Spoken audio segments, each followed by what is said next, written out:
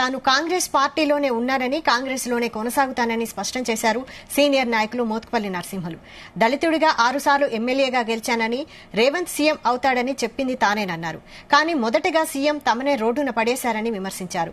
మాదిగలకు ఒక్కటంటే ఒక్క ఎంపీ సీటు ఇవ్వలేదన్నారు. 6 గంటల పాటు సచివాలయంలో కూర్చున్నా సీఎం అపాయింట్మెంట్ ఇవ్వలేదన్నారు. ఇన్నేళ్ల తన రాజకీయ జీవితంలో ఇంత అవమానం ఎక్కడా జరగలేదన్నారు. జగన్ అహంకారం వల్ల ఇవాళ ఈ పరిస్థితి తెచ్చుకున్నారన్నారు.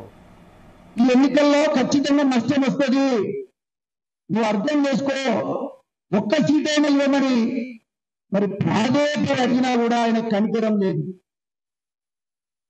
మరి ఏం జరిగిందో మీరు చూస్తున్నారు. ఏమీ లేని బీజేపీ 8 పార్లమెంట్ సభ్యులు గెలిచారు. పార్లమెంట్ సభ్యులు 8 మంది గెలిచారు. ఎక్కడ గెలిచారు?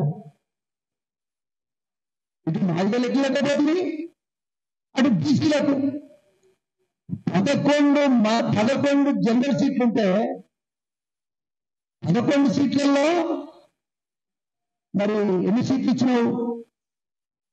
11 సీట్లలో బీసీలకు 2 సీట్లు ఇచ్చి మిగతా అందరూ కూడా ఒక సామాజిక వర్గానికి సంబంధించిన వాళ్ళకి ఇచ్చారు. ఒకే సామాజిక వర్గం, అది కూడా రేవంత్ రెడ్డి గారు సామాజిక వర్గం, రెడ్డి కులస్తులకే ఇచ్చారు. ఇది ఎంతవరకు న్యాయం? ఇది ఎంతవరకు న్యాయమని మరొకసారి నేను అడుగుతా ఉన్నా ముఖ్యమంత్రి గారు. ఇప్పటికైనా నువ్వు రియలైజ్ అయినవా కాలేదా అని నేను అడుగుతా ఉన్నా. మొత్తం రోడ్ల ఇస్తుంది, అది కూడా డబ్బుల రోడ్లకు ఇచ్చారు. కాంగ్రెస్ పార్టీకి పనిచేసే రోడ్లకు కాదు, పేద రోడ్లకు కాదు. 100 కోట్లు 1000 కోట్లు ఉన్నటువంటి రెడ్డి కులస్తులతో నువ్వు పార్లమెంట్ సభ్యులు ఇచ్చావుగా, ఏం చేస్తారండి?